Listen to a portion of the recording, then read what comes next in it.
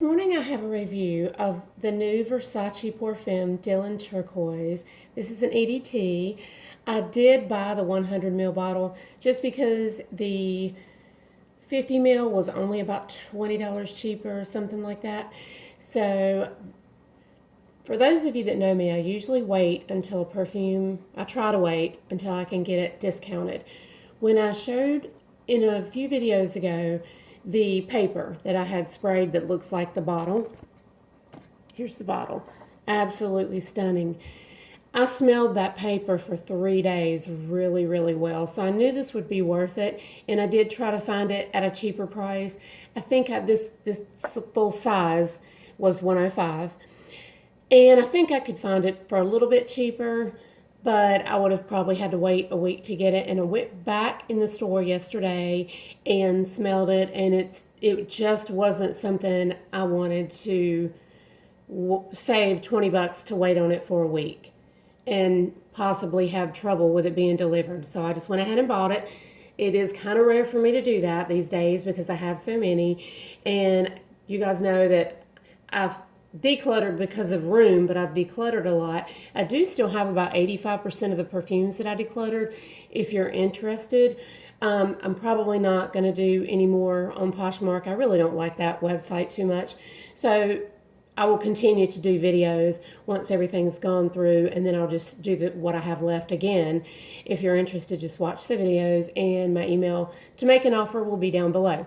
So this is the bottle. It's absolutely stunning. It says Dylan Turquoise right there. For those of you that don't know, and then it says Versace around the top there. And for those of you that don't know, I never had a sample, only went into the store and sprayed it a few times, the Dylan Blue. It just was not for me. This is 100% completely a different perfume. I don't even know how to describe Dylan Blue because I just don't like it. So anyway, to get on about this one was just one of those I did not want to be without, even to save a little bit of money. And then I figure by the time I use this will last forever because it is a very strong scent and it's long lasting, especially if you spray your shirt. But it was long lasting on my wrist both times I tested it out, and then I wore this all day yesterday. I could not quit sniffing myself. I figured by the time, if I do need another bottle, hopefully at that point I would be able to get it for $50 or $60. And there's always a chance this doesn't come out again. So I can tell you this is a favorite over several aquatics I already have, and I'm going to show you so that you'll know what it's kind of similar to in the vein of. So first I'm going to read to you the notes. This is main accords. Citrus, woody, fruity, musky, soft, spicy, aromatic, floral, fresh, tropical, and powdery. I do not get much powder. So if that scares you, I'll tell you what I get the most of. I get mostly aquatic, then fresh. I do get a woody scent. And tropical, of course, aromatic. But before I even looked at this, and when I was... Well, I think I had looked at it, but I look at 6 or 7 perfumes a day. I can't remember the main accords. I was driving home yesterday, and I kept smelling this. And I was thinking to myself, a very fresher, lighter take on oud is in this aquatic scent. And then I was like, that doesn't even make sense. Now, I'm not talking medicinal oud. I do not like medicinal oud, but I do like oud when it's done well. And there's a sweetness to it, like oud bouquet. That's not what this is. This is that pretty, slightly woody, oud is a wood, so slightly woody, aquatic, fresh, with some citrus. It's absolutely stunning.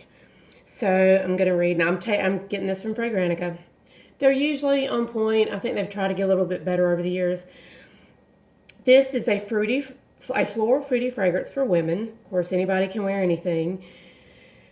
Launched in 2020. I did not know that. I just saw it like a month ago. The nose behind this fragrance is Sophie Labe. Top notes are lemon.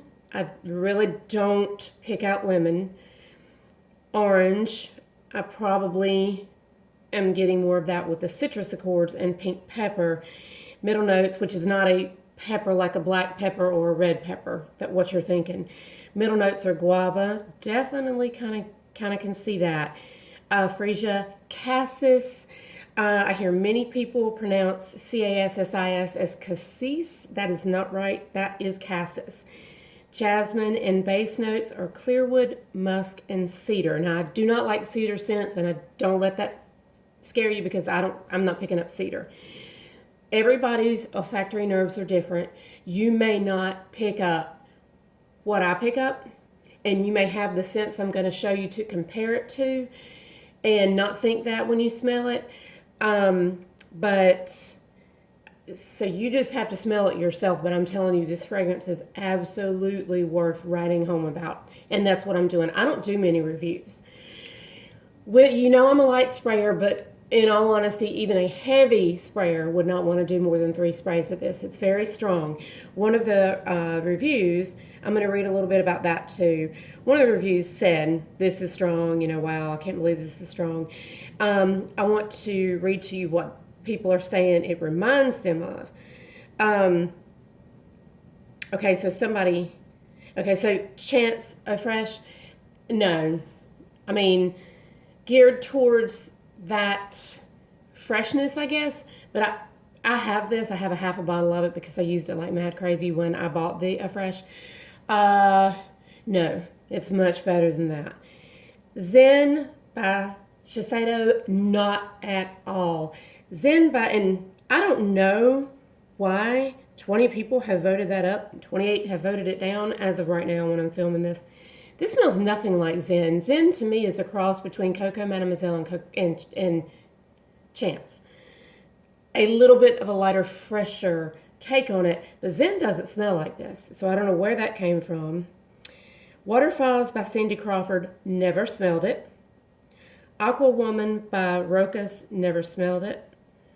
Coach, I have Coach. I would say no. Or I've got one. I'm not sure if that's exactly the one. Spark Seduction, Liz Claiborne. I've probably smelled that. If I did smell it, it didn't do anything for me. So I would say probably not really. But anyway, someone mentions that it smells like what light blue. They smell light blue. Now, I don't know what they meant by that because this person in particular did not say Dolce & Gabbana light blue. I don't like Dolce & Gabbana light blue. This does not smell like that. She says light blue is what I smell. Well, this is light blue, and of course we know the other one is in a dark blue bottle, so maybe that's what she's referencing. But then the person underneath her says the D&G light blue that actually works for me. Whatever else is in the Versace Turquoise added to the light blue fragrance is awesome. Okay, this does not smell like light blue. It doesn't. So I don't know why she's saying the D&G light blue that actually works for me. I'm guessing that she is too much into the color and she's thinking that way. It's not. So someone says Dylan Turquoise is more my speed opposed to blue. I absolutely agree with that because I never even almost wanted a bottle of blue. I just didn't like it the first time, didn't like it the second time, smelled it again, didn't like it the third time. So I'm going to show you 2 perfumes that in my collection, and there's probably more. I'm just going to show you these 2. These are just the 2 that come to mind when I'm talking to you about the Dylan Turquoise. So this is one that I bought probably, I'm going to say maybe 3 months ago. This is the Giorgio Armani Ocean de Joya. Absolutely stunning scent. I had it a week and I bought a backup because they discontinued Sun, which was my only other de Joya I really enjoyed. And of course, it's getting harder to find. The price is going up, and I was afraid they would do that with this one. And I actually even like this better than Sun. Sun is more of your tiara flower, your slightly orange tropical scent, and this is more aquatic, fresh. Out of these 2, I still like this one better. And the other one that I have in my collection, you guys haven't even seen this because I haven't gotten to the drawer. This is in one of my, actually the Ocean de Joya. I may have shown another video for comparison, but I don't think I've showed you this. This is the, I want to say this right. It's the Tiffany in Love, but a lot of people, okay, I wanted to make sure. Okay, so if you see the top here, sorry, I just want to be real thorough. It says Tiffany & Co. And I see a lot of people call this, like they seriously think this is Tiffany & Co. It's CO period, which is short for company, because they didn't want to write out company. So it's, the perfume's not Tiffany & Co. It's Tiffany & Company, and this is In Love. And this is beautiful. I sprayed this one on this morning. I'm trying to see. This is an EDP. This is a 3-ounce bottle. I'm looking to see where it says Love on here, because it doesn't, and I'm trying to make sure because, yeah, I don't think this says, I know it's In Love because it said it on the box. But anyway, it should say, because up here it says Tiffany & Company, and it should say Love down here, but it doesn't, and I know I haven't wiped it off anywhere. Anyway, okay, so just back to the comparisons. Okay, so we have the Ocean de Joya, the Tiffany & Company In Love, and then the Dylan Turquoise. This is my favorite. This smells more like it if you have this, or if you have smelled it and you need to blind buy this. And then Ocean de Joya is a lot like it, but the Tiffany's more like it. But I still, out of all three, and I never thought I would say this over either one of these because I love, love, love those scents. Out of all of them, this is my favorite. And it's the only one that really has that woody note. So Ocean de Joya has that de Joya DNA. And like I said, Tiffany's more like it, but Tiffany just doesn't have that very slight wood scent to it, or note. So the only thing I can think of right off the bat without actually doing a side-by-side note comparison, and you can do that on Fragrantica, that is the biggest difference I see between these two. They're both citrusy, fresh, aquatic, some floral. They're beautiful. This just has like I said, the Joya DNA, and there's no wood in either one of these. I don't think there's any wood in this one. But out of all of them, this was my favorite. And that's really saying a lot for me. And for me to pay $105 when I know in 2022 I'm going to be able to get that for $60 if it's still around. And even if I'm not finished with it, there comes a time I can get it before it's reformulated or before they discontinue it, a backup for a decent price, I will, because I'm telling you, I am in love with that scent. So I have two things to show you really quickly. I don't like to do a video to just review one perfume that's 7 minutes long. And the reason that I say that, and it is a personal preference, I do know that, is because I don't like watching videos like that. Now if I was really contemplating on buying this, and it was maybe a blind buy, I would watch a couple of reviews of people that actually, I felt like they were knowledgeable enough to explain it to me. I would watch a few videos on it, but generally not. Generally, I'm going to read what everybody says about it. I'm going to read the notes, and I'm going to take a chance. I wanted to mention this really quickly before I go. When I showed you guys my Chanel collection, I do have Allure Sensuelle. This is stunning. I've never owned Allure. Now, I do like Allure, but I've never owned it, the EDT or the EDP. I have tested it several times, but I think what's happened is it didn't blow my socks off. And usually when I'm at the Chanel counter, I'm also smelling other things. So that could have a lot to do with it. But absolutely, when I smelled the Allure Sensuelle, blew me away. I actually think I have a backup. I'm not 100% sure. I know I set out to get a backup one time. I don't know if they were too high. I don't know if I couldn't get it, but I believe I do. So, and one other quick mention about a perfume I've got coming. This is, I don't know, I think it's like 8 mil. This is the House of Oud I have ever smelled. It's probably the only one I ever will smell because even though the bottles are beautiful, they're hand painted and all that, I think they're a little overpriced. I'm really watching that as opposed to 5 or 10 years ago when, it was nothing to fork out $300 for a fragrance when I had the money. I really don't want to do that anymore because of my extensive collection. But I was so curious about this because the Paco Rabanne Pure Excess with the snake that goes up the front of the bottle, everybody talks about on YouTube about the popcorn note. So I bought that and it smells just like Olympia and I couldn't figure out what was going on. And I had read on Fragrantica people saying the same thing. And I dug into it, found out what happened. Pure Excess was reformulated. I'm not sure what year, and they don't always tell you what year. I'm thinking somewhere around 2017 because a lot of people that have the popcorn perfume have had their perfume for 3 or 4 years. Or they could have bought it last year and just got the old formulation. When they reformulated the perfume, it does not have the popcorn note in it anymore. So what you're left with, other than that, it smells the same. So what you're left with is something that smells very similar to Olympia. Very similar. And that's not olfactory nerve. That is them taking the popcorn note out of Paco Rabanne Pure Excess, which I think was a huge mistake. Maybe popcorn was turning too many people off. I don't know. That is what kind of led me down the path to What About Pop.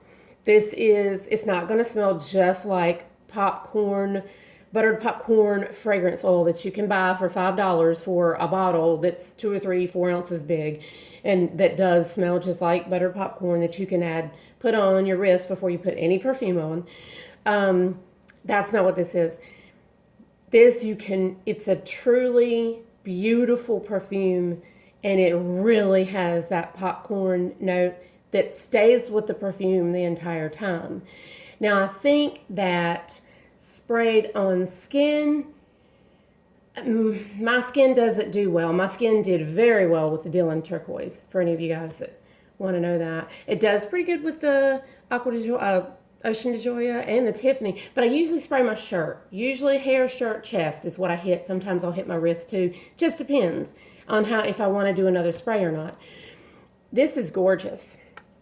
And the full size is $220. I think I paid about $30 for this one, but it was worth it to me because I had no way to get my nose on it. It was killing me because I knew I would love it. I absolutely love it. It's wonderful. And so I bit the bullet last week, maybe like 4 days ago, and I ordered a full size bottle. And so, but just so you know, this is like the House of Oud, like little travel sample. I guess it would be more of a travel spray. And this is a little big for a sample. And that's, their painting and all that. So that's why these cost so much. They're kind of hard to find though. You might be able to find them on the website. But I probably will not go into looking at more from the House of Oud. But I did want this one. So just to let you guys know, if you're interested in any of them, you may be able to find this. And even though $35 is a lot of money for this, it's still better than blind buying a $220 perfume that you may have trouble getting or getting back to them, getting all of your money back. Some people won't take it back if you sprayed it. Some people have a restocking fee that's going to cost you $35 anyway. So I would suggest doing something like this. And you could always resell it and just say, hey, I sprayed it once or twice, sell it for $25. You got to smell it. You got your money, most of your money back. So that's what I would suggest doing. My next video, and I have had this sitting here for 5 days now, is going to be the men's fragrances in my collection targeted for men. Now, I always say anybody can wear anything they want. Men can wear any of these. Women can wear any of these sitting to my left, but these are actual men colognes that I have in my collection. And it looks like I have about 15. And I've got to look around because I think the other day I saw another one and I forgot to grab it out. So I'm going to try to go back through my collection briefly and see if I see anything else to put in here, and that'll be my next video. So thumbs up if you guys like this. If you have any of these, but particularly if you have gone out and bought this hasn't been out long. It says 2020, but I didn't see it. So, you know, and everything was a little bit late too hitting the market, so maybe that's why. But if you have this, I want to know your thoughts on it. It's absolutely stunning. You guys have a great day. Thumbs up this video. Please subscribe for more. I will mainly be doing perfumes now. We're going to go through my entire collection. We're about a third of the way through. I will be decluttering some more. If you're interested in seeing what I've already decluttered, watch my recent videos. And yeah, so I guess that's it. And so I will see you guys in my next video. Bye-bye.